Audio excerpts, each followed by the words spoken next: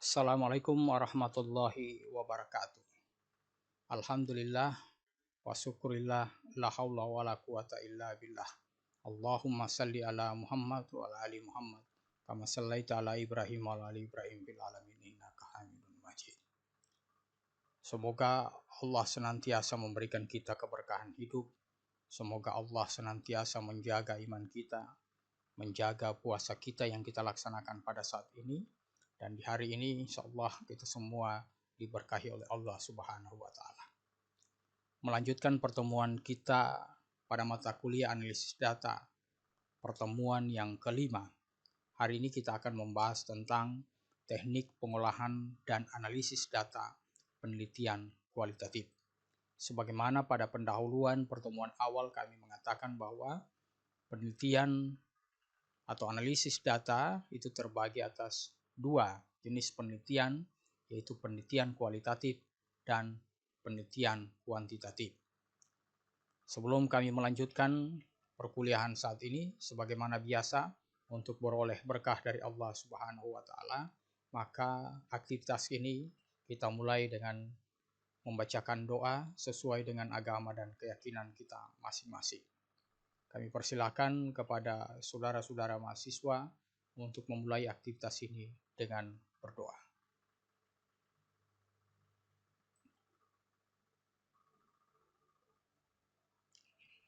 Baik, kita lanjutkan.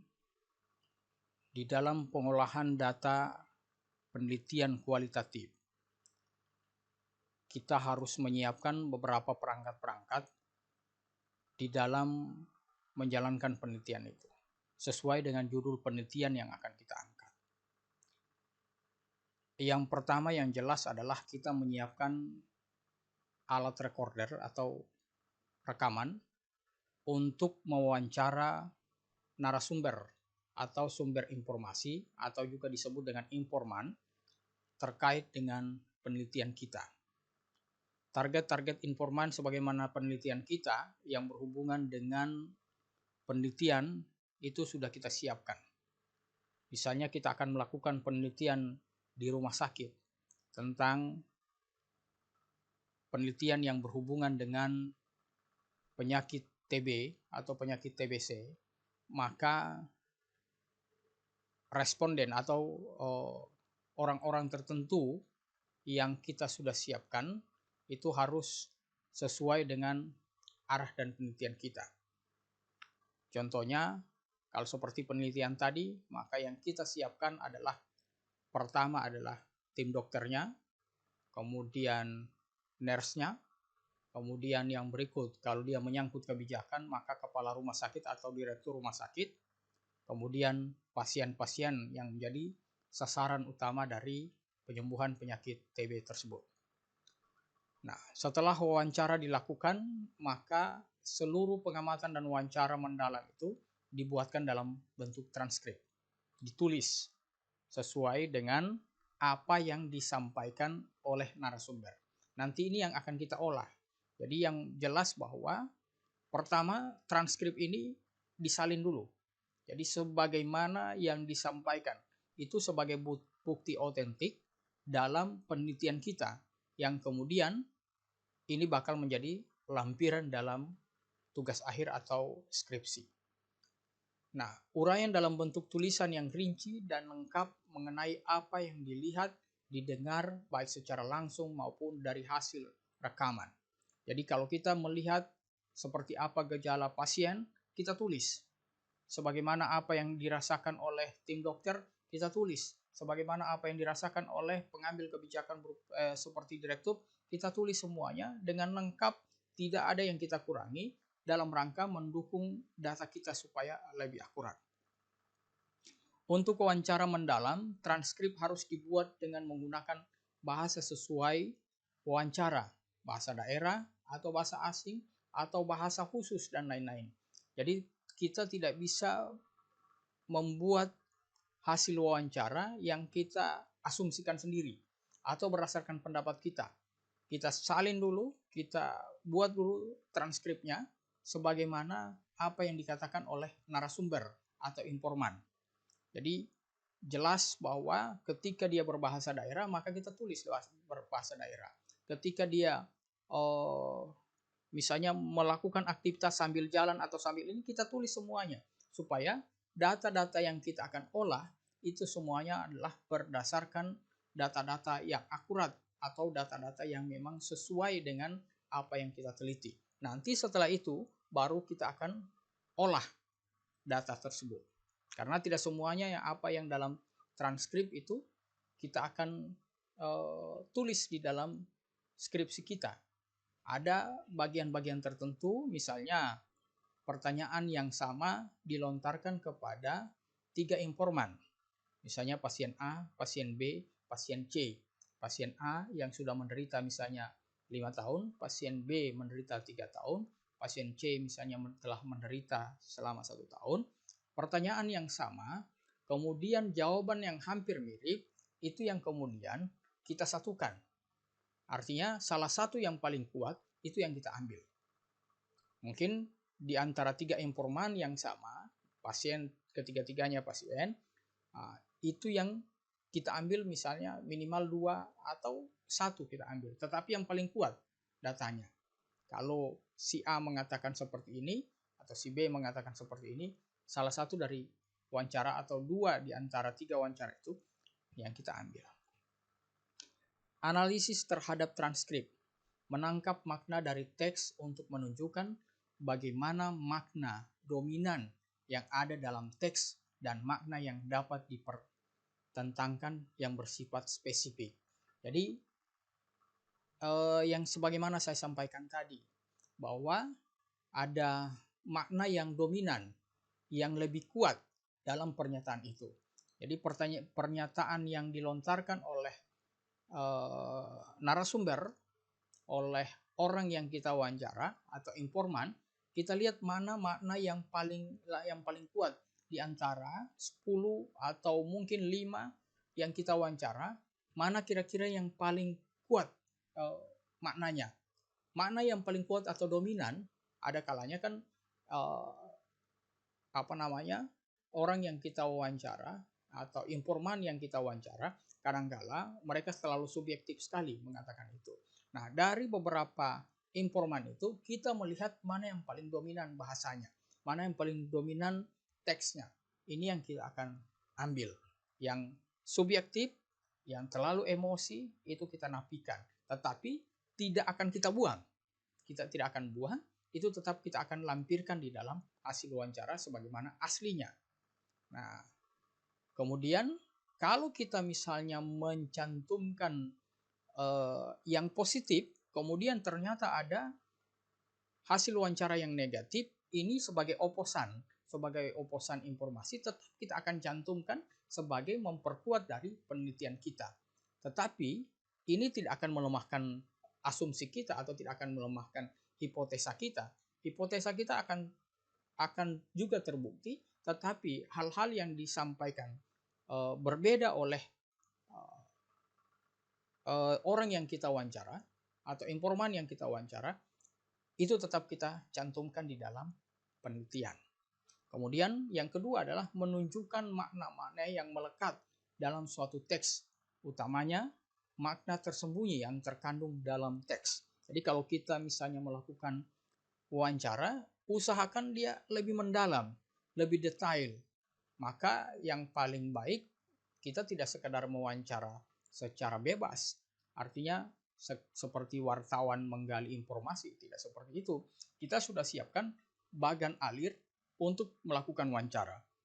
Apa saja yang kita akan wawancara dalam informan yang hampir sama, misalnya pasien, maka model wawancara itu hampir mirip. Pertanyaan sama yang akan kita lontarkan.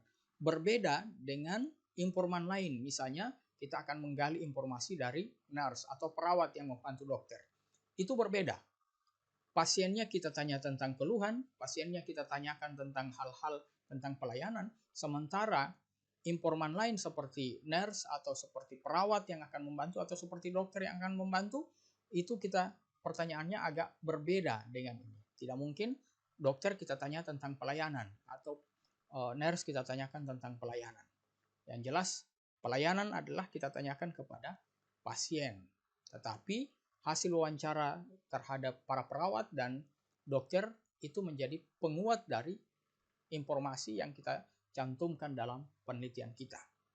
Yang ketiga adalah menganalisis bagaimana teks berkaitan dengan kehidupan, pengalaman, kenyataan, hal-hal lain yang bermakna tentang subjek penelitian. Jadi, selain kita mendapatkan data hasil wawancara, juga kita harus melihat misalnya terkait dengan pasien, maka yang kita harus lihat adalah bagaimana kehidupannya. Misalnya dia penderita penyakit TBC, kehidupannya di lingkungannya itu seperti apa? Apakah di dalam itu hidup bersih atau tidak? Apakah di lingkungannya itu mereka melaksanakan kehidupan yang teratur atau tidak? Ini juga yang menjadi subjek penelitian kita.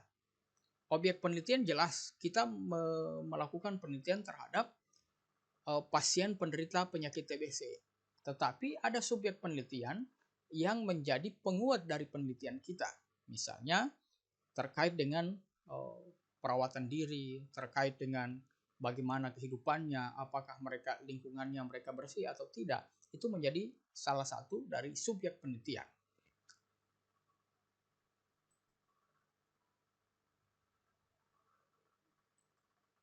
Ya. Analisis data dalam penelitian kualitatif bukan mencari kecenderungan tentang realitas sosial yang diamati. Artinya bahwa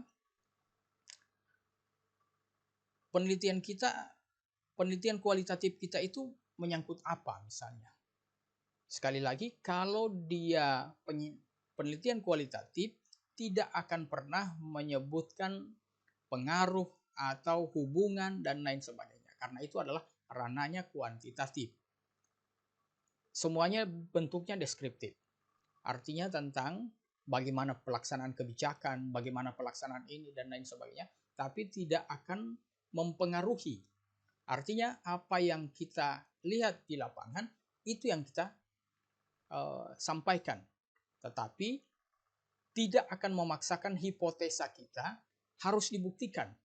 Apa yang kita lihat kalau itu yang memang sesuai dengan yang realita, maka berarti hipotesa. Nah, jadi bukan mencari kecenderungan tentang realitas sosial yang diamati. Jadi kita melihat penelitian kita itu menarik atau tidak untuk dilakukan penelitian. Kalau dia misalnya penelitian itu terlalu kecenderungannya tidak terlalu kuat untuk dilakukan penelitian, misalnya kita melakukan penelitian tentang kehidupan masyarakat atau kehidupan anak muda. Nah, ini bisa dilakukan penelitian, tetapi dalam mencari informan dan lain sebagainya, kita tidak terlalu bagus, tidak terlalu menarik untuk dilakukan penelitian. Kemudian, bukan memotret pola-pola umum dari realitas sosial yang diamati. Jadi tidak memotret, artinya bukan masalah foto ini, tetapi mengambil atau melihat pola-pola umum dari realitas sosial yang diamati. Kehidupan-kehidupan yang ada di masyarakat, jadi pola kehidupan masyarakat itu bukan itu yang kita amati. Kita fokus pada penelitian kita. Jadi langkah-langkah penelitian itu yang paling penting bagi kita, bukan mengintervensi kehidupan sosial yang ada di masyarakat. Nah, analisis terhadap transkrip. Bentar.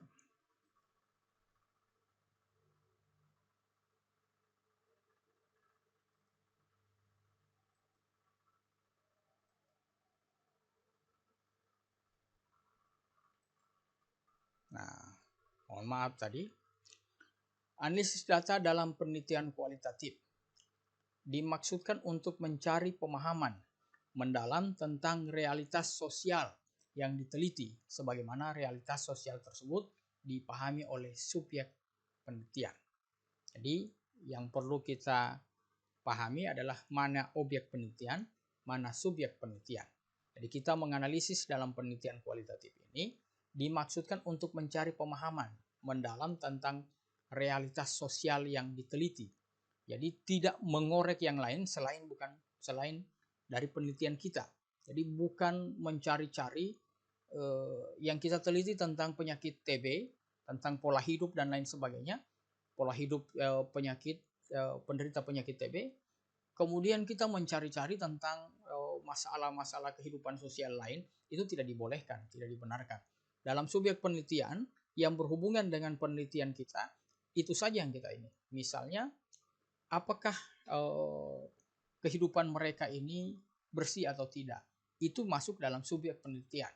Tapi kalau objek penelitian utama adalah penderita penyakit TB. Nah, kemudian yang kedua adalah untuk dapat melakukan interpretasi terhadap makna di balik perkataan dan tingkah laku subjek penelitian. Jadi, sekali lagi untuk dapat melakukan interpretasi, kita mengambil pemahaman terhadap makna di balik perkataan dan tingkah laku subjek penelitian. Nah, sebagaimana yang saya sampaikan tadi, kita meneliti tentang pola hidup penderita penyakit TB, maka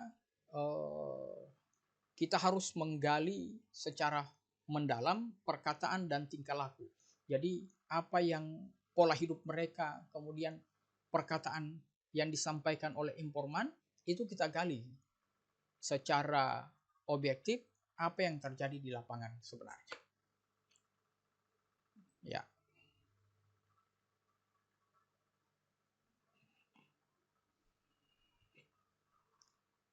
Nah, ini proses penelitian menurut strategi Strauss dan Corbin harus dilaksanakan melalui penerapan teknik coding. Nah, sebagaimana kita tahu bahwa coding itu adalah berbicara tentang angka, misalnya dalam penelitian tersebut itu semuanya dalam bentuk teks. Bagaimana kita bisa kelola penelitian itu? Maka itu kita lakukan pengkodian atau memberikan kode atau memberikan bobot terhadap hasil penelitian kualitatif. Karena kalau kuantitatif jelas apa yang kita teliti. Misalnya kalau penelitian kualitatif seperti ini, misalnya ketika dia mengatakan ya, maka kita beri nilai 1. Jika mengatakan tidak, kita beri nilai 0. Atau kalimat ini kita hargai dengan 1, kalimat yang ini kita hargai dengan 0. Itu yang disebut dengan coding data. Nah,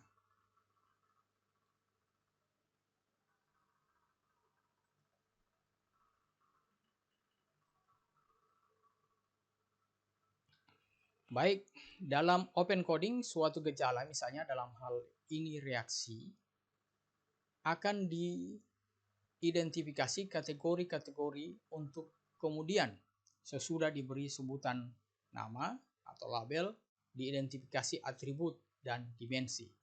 Misalnya, salah satu kategori dalam gejala reaksi kiai itu adalah aktivitasnya melakukan pertemuan untuk membahas masalah. Contoh yang kedua adalah pertemuan ini kemudian boleh dilihat atribut-atributnya. Misalnya frekuensi ruang lingkup bahasan, intensitas kajian, lama penyelenggaraan, dan lain sebagainya. Dan seterusnya dimensi masing-masing atribut-atribut ini, sering tidaknya luas sempitnya ruang lingkup bahasan, dalam dan dangkalnya kajian, lama atau sebentarnya penyelenggaraan, dan seterusnya. Ini yang disebut dengan open coding.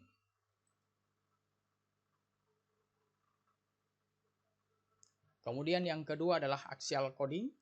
Kategori-kategori gejala yang berhasil diungkap akan dihubungkan satu sama lain. Jadi kategori-kategori yang gejala yang berhasil diungkap, kita mewawancara informan, kemudian ada sesuatu yang boleh kita dalami, kita telusuri, tapi masih berhubungan dengan penelitian. Kalau tidak berhubungan dengan penelitian, Misalnya tadi judulnya adalah pola hidup penderita penyakit TB, maka tidak bisa kita mengorek tentang kehidupan lain selain dari hal-hal yang kita akan teliti. Jadi kita tidak bisa mengungkap atau mewawancarai hal-hal yang sekret. Misalnya apakah dia beristri dua, apakah dia memiliki suami lain dan lain sebagainya, tidak masuk dalam hubungan penelitian itu, kecuali kita melakukan penelitian pola hidup sosial. Nah, ini yang penting dia berhubungan dengan penelitian kita. Kemudian kategori-kategori itu ada yang dapat diposisikan sebagai kondisi yang dianggap penyebab, ialah kejadian apapun yang menyebabkan terjadinya suatu gejala. Ini ketika kita mulai masuk, maka akan, oh ini ternyata kalau di dalam penelitian kita orang-orang kesehatan melihat orang batuk, maka kemungkinan ada beberapa kondisi yang harus kita gali, harus kita diagnosa. Pertama, apakah dia batuk karena masuk angin? Apakah dia batuk karena influenza? Apakah dia batuk karena ada tenggorokannya yang sakit? Ini yang kita teliti. Ataukah misalnya dia panas? Panas ini diakibatkan oleh infeksi? Panas ini apakah diakibatkan oleh influenza? Panas ini apakah disebabkan oleh malaria? Panas ini apakah disebabkan oleh tipes? Semuanya kita cari, kita dalami, tetapi sekali lagi yang berhubungan dengan penelitian. Yang kedua adalah gejala itu sendiri ialah peristiwa sentral yang akan menggerakkan terjadinya serangkaian aksi, tindakan, atau juga interaksi. Mudah-mudahan ini bisa dipahami semua apa yang saya jelaskan. Yang belum terlalu paham nanti akan dilihat secara perlahan-lahan, secara seksama di dalam modul yang nanti akan kami bagikan.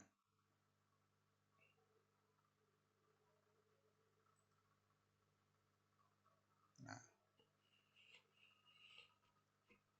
kategori-kategori itu yang ini yang keempat, yang ketiga ya. Kondisi pengintervensi adalah kondisi-kondisi struktur yang memudahkan atau menyulitkan jalannya proses dalam suatu konteks tertentu. Jadi kondisi pengintervensi ada yang menyebabkan suatu objek penelitian ini seperti ini. Yang menjadi penyebab ini ada yang menjadi pengintervensi di dalam objek penelitian kita. Kalau masih menggunakan penyakit TB tadi, maka ada hal lain tentang pola hidup atau tentang hidup bersih dan lain sebagainya. Itu pengintervensi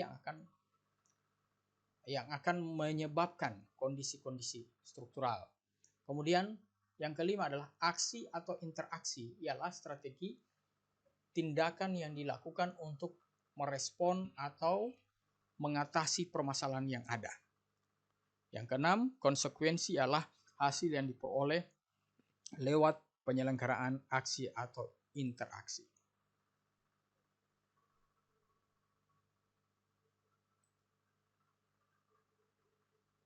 Yang ketiga adalah selective coding. Suatu proses untuk menyeleksi kategori-kategori guna menemukan kategori inti atau sentral. Jadi, suatu proses untuk menyeleksi kategori-kategori guna menemukan, jadi kita lakukan seleksi.